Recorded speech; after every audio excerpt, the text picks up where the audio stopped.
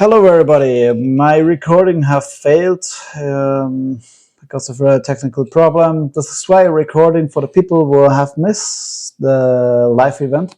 I make a recording just that you see it what I explained, that you again see it how how my project works, and I make this extra for you and starting directly in. So we're switching to the presentation. So my name is Elias Lawrence. I'm a former air defense soldier in the Swiss Armed Forces. I was there, and I was 3 months in Odessa. I make many military trainings in many specific areas, sniper training, TCC course, something like that. I was in many way. I train in many different military branches. But in the end of the day, I decided one day I want to go to Ukraine, and as a defense soldier, I see on Odessa how the air defense working there, what are the capability, what doesn't work, and what is the limit of projectile only weapons, or the FPV drones, interceptor drones, what they can do it and what they doesn't do it. And I talked with many soldiers there. I analyzed this, and from my point of view, I make a concept of my experience from there for the European security. And the name have the name of my project is LiveWing, and there is what I show you how my system works. Yeah, what you will see it in this presentation: first theory, how the concept works, how the concept, what is the problem, how the concept works, and what are the solutions. And then TechView live demo, couple of videos I posted already in my LinkedIn post, but in this case, and I will later posting everything in my LinkedIn profile. But just to show and explain a little bit more behind my strategy analysis and how that works. Yeah. And yeah, the Q&A, write me this in the comments, and I will reply you in the comments what do you think about this and how this can be working. So, what is the problem in Ukraine? I was in Odessa. You see it, the drone starting from Crimea. And the first time you can, with normal air defense systems, defense against these drones is before they reach the coastline a little bit, but maybe just 3 kilometers. This is not enough, and this is too late in my point of view, because the swarms coming maybe 100, maybe 200. In some cases, you have nights who have coming 800 drones in one night of one city. And then you can just starting defend you on the border of your city. This is too late. This is dangerous, and this will anyway overwhelm the air defense systems. And this is a really big strategy, because you see what they're hitting just somewhere in the city. I think sometimes they are not so precise than the beliefs, but sometimes yes. And they're hitting just random places in the city, and yeah, and can destroy your city, destroy lives, and destroy, in worst case, your war economic, and you can losing the capability to defend yourself, and is still lose to the enemy wins anyway, because your defense is too expensive in the relation what you shoot them. This is what I try to fix it, the cost from every drone, from every intercept, because right now we are in the best case 1-to-1, but in the least scenarios you are pay less. In most cases, we pay more. And this I won't change with my LiveWing project. So, what is the tactical situation? You have drones that fly really low sometimes. They're really hard to intercept. When you have just maybe, you can sometimes shoot them with a gun when you have lucky, when you're just in the right spot in the right moment. Or the newer Russian tactic is now flying over 3,000 meters, 4,000 meters, because, example, a Gepard shooting like high like this is really a good capable system, but they have limits in range to shooting high. And then the drones fly over the city, and this is the second problem, because I see all the time the air defense system stopping working when it's 90 degrees over the city, they cannot shooting anymore over the city, and this is why they're stopping to shooting this sector. They let the drone through, and then the drone's crashing just inside, and you can nothing do against it. Only send a plane, a fighter plane, or what the Ukrainians sometimes use is a Yak 52. But the Yak 52 is just really limit in the sky, and this is why many drones come through and reach the expensive dome, as you want, of the air defense system. Yeah. And why not use missiles? Because first, missiles are so expensive. Missiles was engineered against jet planes, and a jet plane costs around about sometimes say 40 millions, and when a missile costs 600,000, this is a good scale. But when a threat where you try to fight just costing 30,000, you will losing the economic war in the end of the day, because the enemy wins in this case anyway, because he's shooting expensive and important asset against cheap targets with nothing worth. Yeah, this is the price. And yeah, how many frames you can buy of my LiveWing project? Look, first I take basic a Rafale. It's like 70 millions for one. For the PC7, you can buy 7, sometimes a little bit more, sometimes a little bit less, but they're still too expensive from my point of view. The better way is just go the lowest and the cheapest, good enough airframe to protect your sky. And what I'm thinking of planes, for example, the RV14 is a little bit more as a two-seater side by side. But in the best case, I see the RV8. From my point of view, this will be the perfect plane, or this style of plane will be the perfect plane to intercept drones.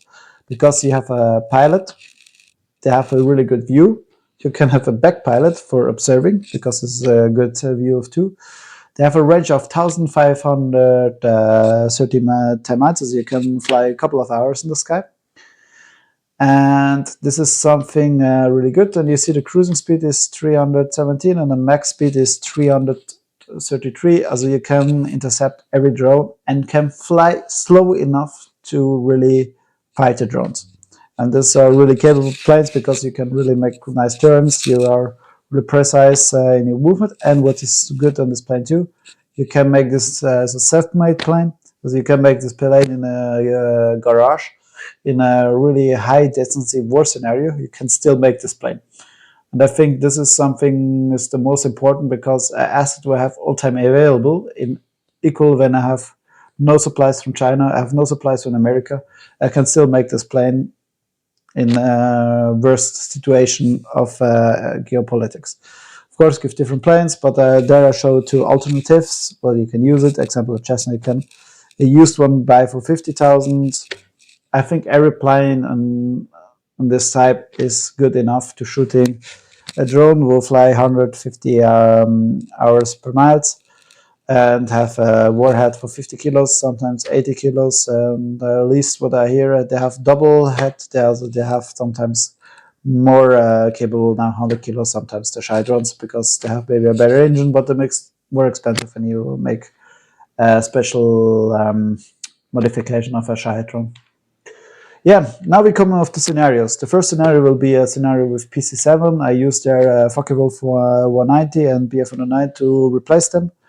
In the second scenario, we will see how the LiveWing project can really be effective, because from my point of view, the PC7 is too expensive. And then normal F-16 threat, how we can do it, and what is the problem. And in the end, a naval version with the LiveWing project, because I think the naval can use this too, and you see how versatile LiveWing can be when you want to use this in different environments. It can still be effective in a good way, in an important way. Yeah, so we will go and I will show you the videos. So this is the video.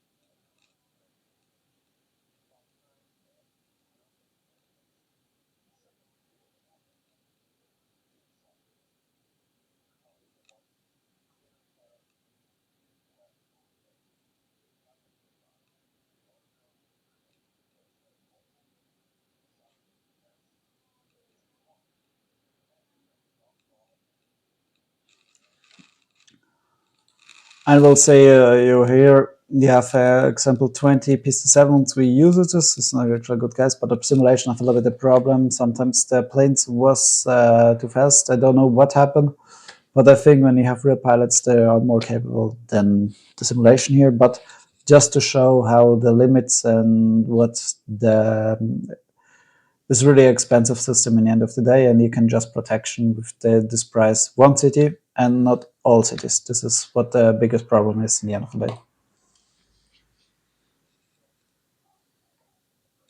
Yeah.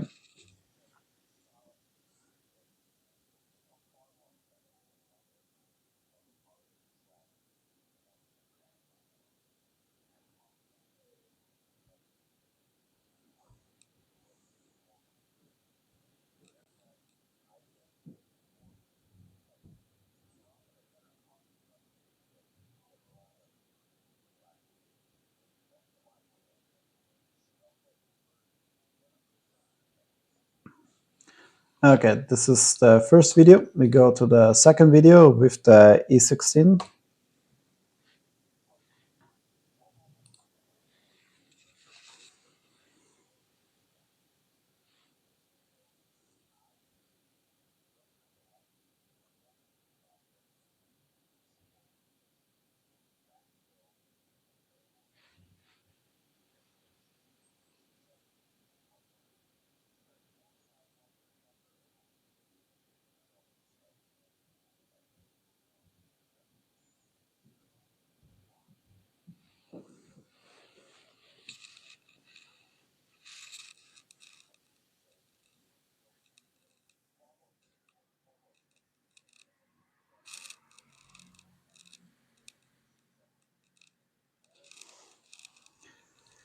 And you would say this was a little bit overpowered because I think with the half of these planes, you will be the same effective in the end of the day.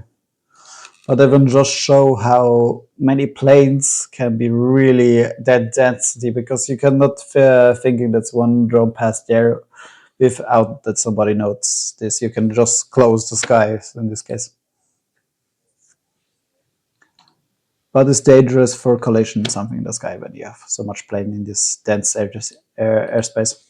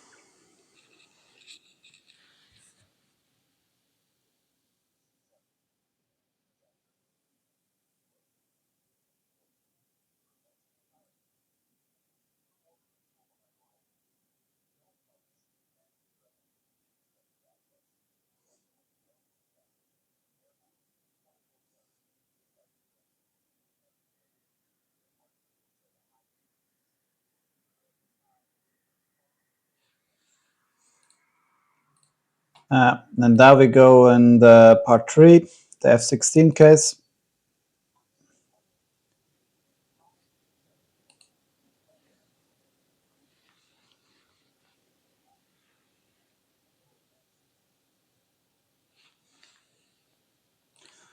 I give them M9Xs. This is the most capable Sidewinder is right now in the market, and one Sidewinder X have the cost of 1 million, and the older one, the M9M example, costs around about 500,000.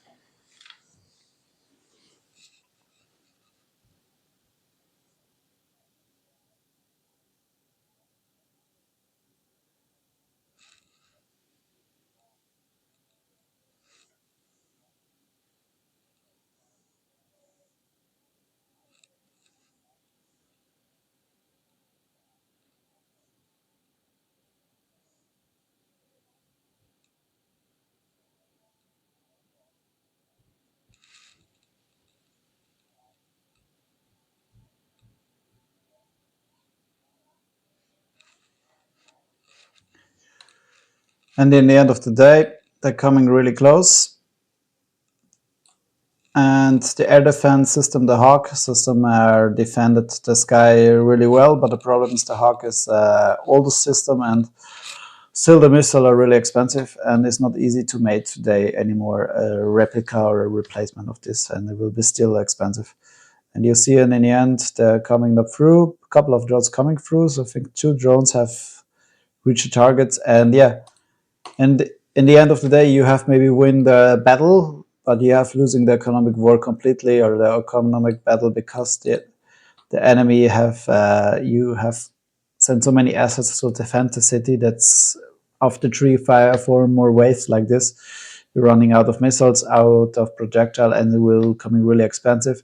And this is something different of you can buy a school for your children or not in the end of the day. And this is something which is important, because we need looking that we have take it war economic and not only to destroy the enemy. We need looking in the long way how we destroy the enemy anyway, but still in a less expensive way.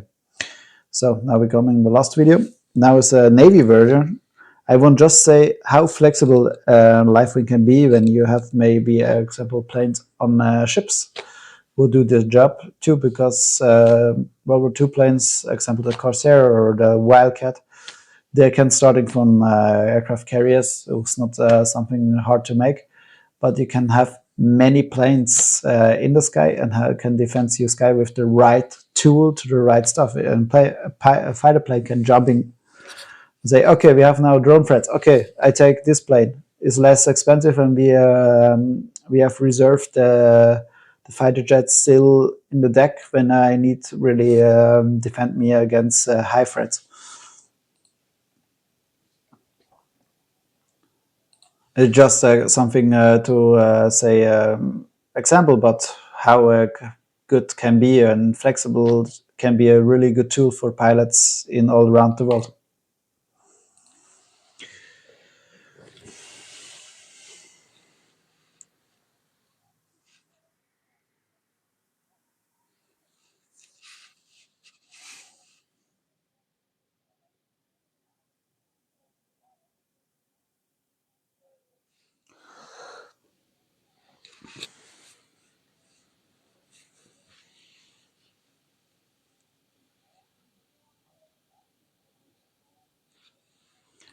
Of course, the problem is that I need time to travel. Okay, a jet is immediately there to intercept the threat, but the problem is sometimes you have anyway time, and this immediately attacking and threatening is maybe not sometimes the best strategy. You will see why.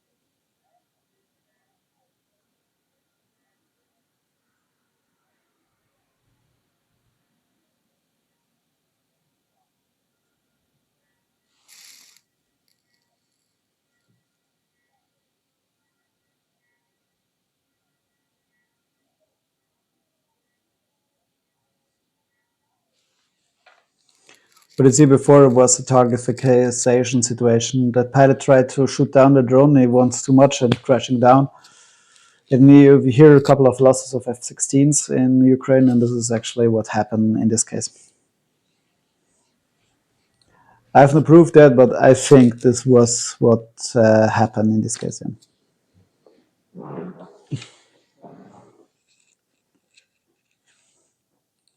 And now you know, okay, this is now a different zone, the air defense zone, and now the missile take over, but missiles are still really expensive. you can think, okay, maybe we're just shooting down the drones with the Gatling guns, we take it closer, and the Interceptor can a little bit reach longer and destroy more drones before they hit targets to have winning the economic battle in the same time.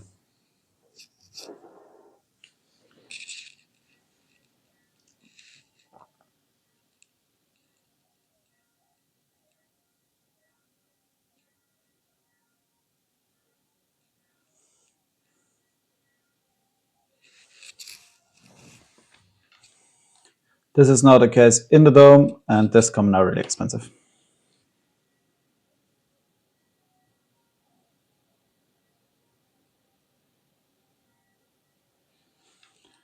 And you see what is the dangerous example, the AWACS plane is there, the missile shoots, you have missile have fall wrong function or you have lose the lock, and then you go active. An active missile can hit searching just the first target they find, and in the worst case, it hit their own planes. This is dangerous too with missiles. And this is the cost curve. I will see this in the next way. Yeah, you see the same. You see it as a different simulation, but in the end, the same. The F-18 too expensive for area interception. And just the E-16 was really effective alone. This was not so effective one. And the second was with AA guns. Two was to ground kills. The rest was air-to-air kills. And it was 40 kills from 40. This was the maximum to reach in this case. And this is something really effective and show how good the system can work. Yeah, why not using more fighter jets, or because fighter jets dominate anyway? Problem is you have limited of stocks of missiles first. The time of sorties are really limited. So you more use fighter jets, then less you can use this in the future. The closing risk is a really good problem. You're hitting the plane with you see before in the simulation, and the maintain is really hard to make. In most cases, you need specialists, something like that. And every time a plane can go up, you need maintain after them, most cases. Yeah.